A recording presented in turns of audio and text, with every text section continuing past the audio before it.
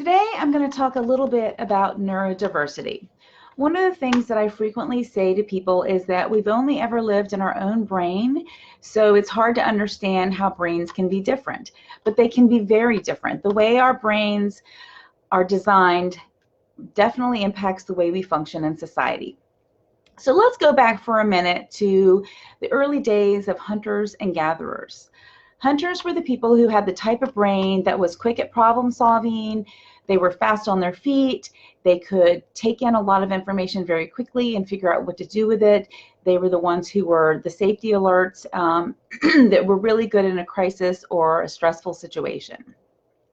Then we had the gatherers, and those are the people who knew which herbs and plants were good to take care of health issues, the ones that you could eat, ones that you couldn't eat, as well as eventually planting the crops, harvesting the crops, putting the crops away for winter, and those types of things.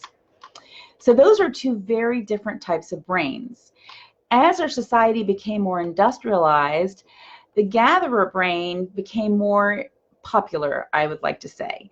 In other words, having organization, a good concept of time, being patient, doing things in an orderly manner became the way of functioning that our society preferred. And that's very much what you see with somebody in the school years. Those are all the traits that they need to have to be able to be successful without a lot of extra effort in school. And those are the things, those things are actually called executive functioning skills. Organization, management of time, understanding of time, perspective, those are the types of things, planning ahead, that are part of executive functioning skills. So when we have somebody with an ADHD brain, that's a really big area of weakness for them usually. So while they might be great problem solvers, they might be creative, they might be the person who you really want in an emergency, they're not the person that's going to do really well with taking a task such as a research paper and planning it out, writing the outline, gathering the data, beginning to write the paper, keeping track of sources, making sure that the timeline is right to be able to turn that paper in on the date that it's due. However, that same that person, that brain that's not good at those things might be an excellent firefighter, or somebody who works in the ER, or an EMT, or somebody who works in a high stress position where they need to have a lot of creativity.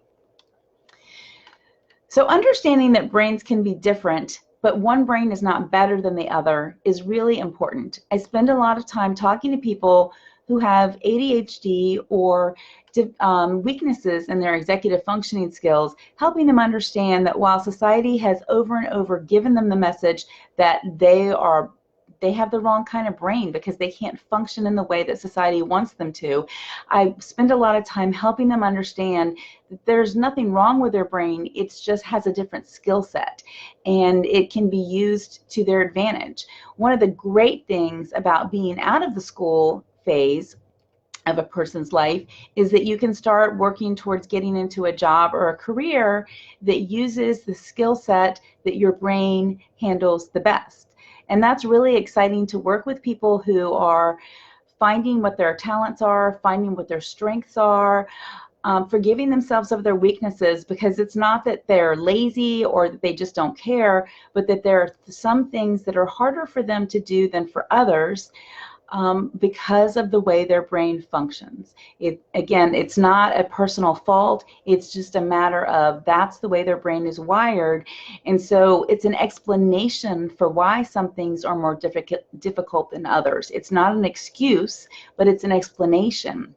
And so sometimes it comes down to choosing what are some tasks that are really difficult for me that I can outsource, that I don't have to do any longer, and what are some tasks that I really need to do that are difficult for me that I can find a different way of doing it or put systems in place so that I can be successful. So this is just a little bit of information about neurodiversity. I hope you found it helpful, and if you have questions, and drop them below, and I'd be happy to answer questions you have, and hopefully I will see you online. Bye.